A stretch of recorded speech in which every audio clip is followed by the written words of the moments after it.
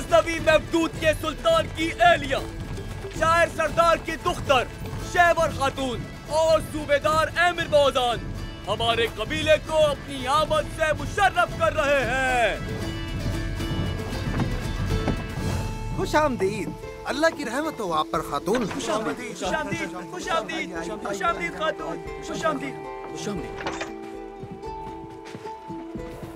नाना जान। ये आ गया मेरा शहजादा।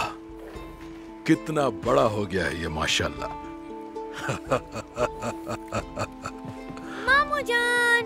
मेरा शेर। बाबा जान। जीती रहो मेरी बच्ची। सलाम वालिदा। खुश आमदीद, तुमसे ही हमारी खुशियां हैं।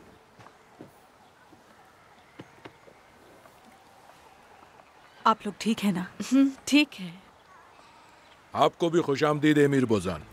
बहुत शुक्रिया चायर सरदार।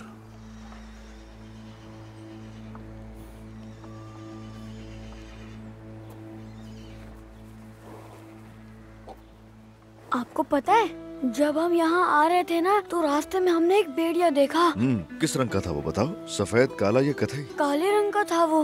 वाह, काला भेड़िया देखा तुमने? हाँ, मेरा शेर। आपकी तबीयत कैसी है बाबा? ठीक हूँ, अल्लाह का शुक्र। तुम अपना बताओ, तुम कैसी हो? सुल्तान मवदूद बीमार हो गए थे, खबर मिली थी ऐसी। ये बताओ गजने में क्या सूरत हाल है?